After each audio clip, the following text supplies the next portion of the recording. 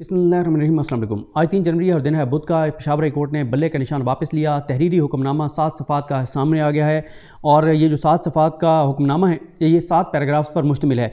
Justice Mohammad Ejaz Khan साहब का ये हुक्मनामा है और इससे पहले जस्टिस कामरान हयात मियां खेल का था, जिन्होंने इस इलेक्शन कमीशन का फ़ैसला मुअत्तल किया था, बल्ले का निशान तहरीक इंसाफ को वापस किया था। और तब से ही ये बात बड़ी वाज़ेह थी कि बल्ले का निशान तो लिया जाएगा चाहे जो मर्ज़ी किया जाए, और सिर्फ ये देखना था कि किस जज के ज़रिए लिया जाएगा, बस ये देखना बाकी था। अब पैराग्राफ नंबर 1 जो है इसमें उन्होंने अपने फैसले में लिखा है कि इस हुक्मनामे के ज़रिए अदालत इलेक्शन कमीशन ऑफ पाकिस्तान की जानिब से दायर की गई दरख्वास्त का फ़ैसला करने जा रही है, जिसमें इलेक्शन कमीशन ने इस्तदा की थी कि अदालत तहरीक इंसाफ की मेन रिट पटिशन पर 26 दिसंबर को जारी किया गया अबूरी रिलीफ वापस ले। इस अदालत ने इलेक्शन कमीशन की तरफ से 22 दिसंबर को दिया गया फैसला मुअत्तल कर दिया था, यानी पेशावर हाई कोर्ट के कामरान हयात साहब ने, और हदायत की थी कि इलेक्शन कमीशन पीटीआई का सर्टिफिकेट वेबसाइट पर शाये करे और पीटीआई के लिए बल्ले का निशान बहाल करे। पैराग्राफ नंबर 2 में लिखा गया कि इलेक्शन कमीशन ने अब यह दरख्वास्त दायर की है जिसमें सदा की गई है कि 26 दिसंबर को तहरीक इंसाफ को जो अबूरी रिलीफ दिया गया है पेशावर हाई कोर्ट की जानिब से, वो हुक्म वापस लिया जाए। अदालत ने लिखा है कि यह केस 2 जनवरी 2024 को इब्तदाई समाअत के लिए मुकर्रर किया गया, यानी कल। इस दौरान इलेक्शन कमीशन के वकील को तफसील से सुना गया। ताहम बाद में रिट पटिशन दायर करने वाली दरख्वास्त गुजार पीटीआई की तरफ से दरख्वास्त की गई कि उनके फाजिल वकला आज दस्तियाब नहीं है, यानी 2 जनवरी को दस्तियाब नहीं है, इसलिए केस की समाअत मुलतवी की जाए। इसलिए केस आज 3 जनवरी 2024 को समाअत के लिए मुकर्रर किया गया और तफसीली तौर पर तहरीक इंसाफ के वकला के दलाइल सुने गए। पैराग्राफ नंबर 3 में लिखा गया कि दोनों फ्रीकैन की तरफ से इस दरख्वास्त पर जो है वो काफ़ी गर्मजोशी से दलाइल दिए गए, इसलिए इस केस का मुख्तसर बैकग्राउंड बताना ज़रूरी है। बैकग्राउंड इस तरह का है कि इलेक्शन कमीशन के 23 नवंबर 2023 को जारी हदायत की रोशनी में पाकिस्तान तहरीक इंसाफ ने इंट्रा पार्टी इंतखाबात करवाए। ये वो ऑर्डर है जो इलेक्शन कमीशन ने 23 दिसंबर को सुनाया था, 70-71 दिन फैसला महफूज रखने के बाद, और 23 नवंबर को कहा था कि 20 दिन में आप इलेक्शन करवाएं। 13 दिसंबर तक का टाइम दिया था और इंतखाबात कराए पीटीआई। इसके फ़ौरन बाद मुतलका दस्तावेज़ात इलेक्शन कमीशन के सामने पेश करें। ताम फौरी तौर पर प्राइवेट फ्रीकैन ने मुतअद्दिद दरख्वास्तें दायर कर दी जिनमें इंट्रा पार्टी इंतखाबात की कानूनी हैसियत को चैलेंज किया गया। इसी तरह इलेक्शन कमीशन ऑफ पाकिस्तान के फाइनेंस विंग ने पीटीआई की तरफ से जमा कराई गई दस्तावेज़ात पर मुतअद्दिद एतराज़ात उठा दिए। प्राइवेट पार्टीज़ की तरफ से दायर पटिशन और एतराज़ात पर इलेक्शन कमीशन ने 22 दिसंबर 2023 को मुश्तरका हुक्मनामा जारी किया, जिसमें इलेक्शन कमीशन ने करार दिया कि पाकिस्तान तहरीक इंसाफ ने इलेक्शन एक्ट 2017 और मुतलका क़वायद व ज़वाबित के तहत इंतखाबात नहीं कराए।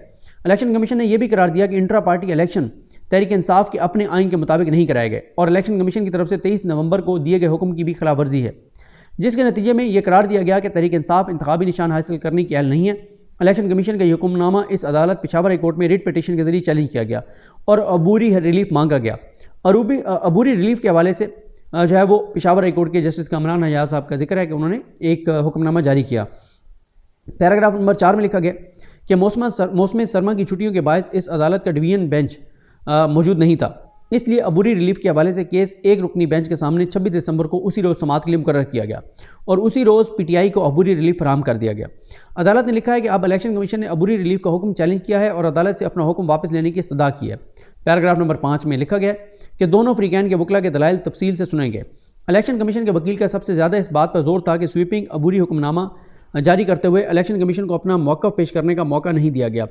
दूसरा, अबूरी रिलीफ इसी अंदाज में दिया गया जैसे हतमी रिलीफ फराहम किया जाता है।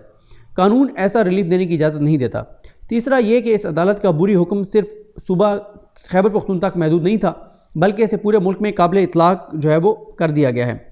और फिर उसी तरह से वो कहते हैं कि इस अदालत पेशावर हाई कोर्ट के इस फैसले से तयशुदा इलेक्शन शेड्यूल की राह में रुकावटें खड़ी हो गई हैं। यानी यहाँ पर वाज़ेह तौर पर इलेक्शन कमीशन कह रहा है कि बल्ले का निशान अगर तहरीक इंसाफ के पास रहता है तो हमने इलेक्शन नहीं करवाने, यानी ये वाज़ेह तौर पर इलेक्शन कमीशन यही कह रहा है कि बल्ला होगा तो इलेक्शन नहीं है। उसके बाद वरना मुझे बताएं ना कि इलेक्शन कमीशन को क्या मसला है, अदालत में मामला है, अदालत जाने, उसका काम जाने, अदालत जब फैसला करेगी चीज़ें हो जाएंगी। इलेक्शन कमीशन का ज़ाती क्या मसला है बल्ले के साथ? अदालत जैसे पेशावर हाई कोर्ट, जैसे लाहौर हाई कोर्ट है, लाहौर हाई कोर्ट का एक जज फैसला करता है किसी भी हवाले से, वो फैसला चैलेंज होता है सुप्रीम कोर्ट में, सुप्रीम कोर्ट उस फैसले को मुअत्तल कर देती है, तो क्या वो जज पहुंच जाए लाहौर हाई कोर्ट का कि नहीं नहीं नहीं ये आपने मुअत्तल क्यों किया है? इलेक्शन कमीशन का एक फैसला था, वो पेशावर हाई कोर्ट ने मुअत्तल कर दिया, बात खत्म। इलेक्शन कमीशन अपना काम करे, उनको क्या मसला है कि जी बल्ला होगा तो फिर इलेक्शन नहीं होंगे। इसके मुकाबले में तहरीक इंसाफ के वकील ने मौक़िफ़ अपनाया कि इलेक्शन कमीशन ने पीटीआई को इंतखाबी निशान देने से इनकार करके दायरा इख्तियार से तजावुज़ किया है। उन्होंने मौक़िफ़ अपनाया कि तहरीक इंसाफ के साथ इम्तियाजी सलूक किया गया है, क्योंकि इलेक्शन कमीशन ने किसी भी दूसरी पार्टी को कानून के मुताबिक इंटर पार्टी इलेक्शन न कराने पर नाअहल करार नहीं दिया। उन्होंने मजीद मौक़िफ़ अपनाया कि इलेक्शन कमीशन ये दरख्वास्त ही दायर नहीं कर सकता जिसमें यह इस्तदा की गई हो कि अबूरी रिलीफ वापस लिया जाए। आखिर में तहरीक इंसाफ के वकील ने दलाइल दिए कि हाई कोर्ट के 26 दिसंबर के हुक्म की वजह से इलेक्शन कमीशन के रास्ते में कोई रुकावट नहीं है। अदालत ने लिखा है कि मुकदमे में फरीक नंबर 12 नवीद अख्तर एडवोकेट ने भी इलेक्शन कमीशन के मौक़िफ़ की तायीद की और कहा कि अबूरी हुक्मनामे से जो है वो उसके हकूक़ मुतासर हुए हैं। पैराग्राफ नंबर 6 में लिखा गया कि तमाम फ़रीक़ैन कि अगरचे तमाम फ़रीक़ैन के वकील ने दलाइल के दौरान कानूनी सवालात भी उठाए हैं, ताहम ये अदालत उन सवालात के बारे में इस सतह पर फैसला नहीं कर सकती क्योंकि मेन रिट पिटीशन इस अदालत के सामने ज़ेर इल्तवा है जिसका फैसला मुनासिब वक्त पर किया जाएगा। यानी वो 2 जजेस ने करना है, लिहाजा उसमें तो हम मेरिट्स पे तो नहीं जाएंगे, जिसका फैसला मुनासिब वक्त पर किया जाएगा। इसलिए ये अदालत मजीद तफसीली फाइंडिंग रिकॉर्ड नहीं कर रही क्योंकि उनसे किसी भी फरीक का हक मुतासर हो सकता है। ताहम इलेक्शन कमीशन की इस दरख्वास्त के हवाले से ऑब्जर्व किया जाता है कि 26 दिसंबर का हुक्म काबिल वापसी है। इस हवाले से अदालत ने वजूहत देते हुए लिखा है कि नंबर 1, 26 दिसंबर का जस्टिस कामरान हयात साहब के फैसले के बारे में कहा गया कि वो एक्स पार्टी हुक्म था जिसे जारी करते हुए इलेक्शन कमीशन को अपना मौक़िफ़ पेश करने का मौका नहीं दिया गया। ये वो बात है जो काजी फाइज़ साहब कह रहे हैं, उसको बुनियाद बनाया गया है। पहली वजह काजी फाइज़ ईसा साहब की उन ऑब्जर्वेशन को बनाया गया है जिसमें वो भी ये कह रहे थे कि हाई कोर्ट सुने बगैर कैसे फैसला कर सकती है इलेक्शन कमीशन को। हालांकि ये आपको बता दूं कि आज ही बैरिस्टर गौर साहब ने बताया है कि इलेक्शन कमीशन के बिहाफ पर ही एडिशनल अटॉर्नी जनरल ने दलाइल दिए थे। ऐसा नहीं है कि इलेक्शन कमीशन की जानिब से किसी को सुना नहीं गया था।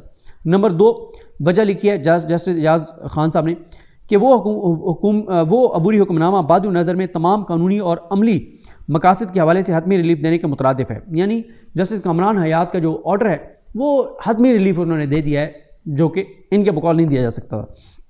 नंबर 3, 26 दिसंबर का हुक्मनामा जारी करते हुए अदालत के दायर अख्तियार से बाहर होने का पहलू भी नज़रअंदाज किया गया था। नंबर 4 कि उन्होंने दायर अख्तियार नहीं देखा कि हमारा दायर अख्तियार है भी नहीं है, फैसला कर सकते हैं नहीं कर सकते। नंबर 4, जैसा कि इलेक्शन कवानीन के तहत इंतखाबात के इनेकाद की मुकम्मल मश्क, इंतखाबात के इनेकाद के लिए नोटिफिकेशन का इजरा, कामयाब उम्मीदवारों के नामों की ऑफिशियल गज़ट में शाया तक सारा अमल एक मुकर्रर वक्त के अंदर किया जाता है। इसलिए हाई कोर्ट का 26 दिसंबर का हुक्म बाद नज़र में इलेक्शन कमीशन की तरफ से शुरू किए गए इंतखाबी अमल की राह में रुकावट का बाइस बना क्योंकि इलेक्शन कमीशन ने 8 फरवरी को इंतखाबात के इनेकाद के लिए शेड्यूल नोटिफाई कर रखा है। यानी जज साहब लिख रहे हैं कि जो बल्ले का निशान वापस किया गया पीटीआई को, वो इलेक्शन कमीशन की राह में बहुत बड़ी रुकावट है इलेक्शन करवाने के लिए और इलेक्शन कमीशन इलेक्शन नहीं करवा सकता। यानी ये वाज़ेह है कि बल्ला है तो इलेक्शन नहीं है और जज साहब कहते हैं कि इसलिए बल्ला देना गलत फैसला था हमारे एक और जज का। यानी ये जज बराबर हैं, एक जज कैसे ये कर सकता है एक और जज के फैसले के बारे में। उसके बाद पैराग्राफ नंबर 7 में लिखा गया कि ऊपर दिए गए हालात के पेश नज़र पाकिस्तान तहरीक इंसाफ की तरफ से रिट पटिशन पर जारी अबूरी हुक्म वापस लिया जाता है और इसके नतीजे में इलेक्शन कमीशन ऑफ पाकिस्तान को हदायत की जाती है कि वो अपने आईनी मैंडेट और सुप्रीम कोर्ट के फैसलों की रोशनी में अपने इंतखाबी अमल को आगे बढ़ाए। अदालत ने इलेक्शन कमीशन को हदायत किया है कि वो साफ, शफाफ और गैर जानबदाराना इंतखाबात का इनेकाद यकीनी बनाए। अदालत ने लिखा है कि जहाँ तक पीटीआई की रिट पटिशन में उठाए गए जो हैं वो उनके पॉइंट्स हैं, जो ग्रीवियंसेस हैं, उनका ताल्लुक है वो मेन रिट पटिशन के मुकर्रर तारीख पर समाअत के दौरान देखे जाएंगे और उन पर हतमी फैसला किया जाए। यानी जो पीटीआई के ग्रीवियंस हैं वो तो जनाब देखे जाएंगे 9 जनवरी को, लेकिन इलेक्शन कमीशन जो चाहता है वो हम कर रहे हैं क्योंकि जज साहब कह रहे हैं कि बल्ले का निशान जो वापस दिया है ना पेशावर हाई कोर्ट के जस्टिस कामरान हयात ने, उससे इलेक्शन प्रोसेस सारा रुक गया है कि यानी इलेक्शन नहीं हो सकता क्योंकि बल्ले का निशान हो गया। हालात देखें, सूरत हाल देखें। ये पाकिस्तान की अदालतें, एक आखिरी अदालत रह गई थी पेशावर हाई कोर्ट जिसके बारे में कहा जाता था कि इंसाफ चाहिए तो पेशावर हाई कोर्ट आ जाओ, उस अदालत का भी हशर नशर आपने आप देख लिया है। अब ये भी मैं आपको बता दूं कि वकील कौन कौन पेश हुए हैं।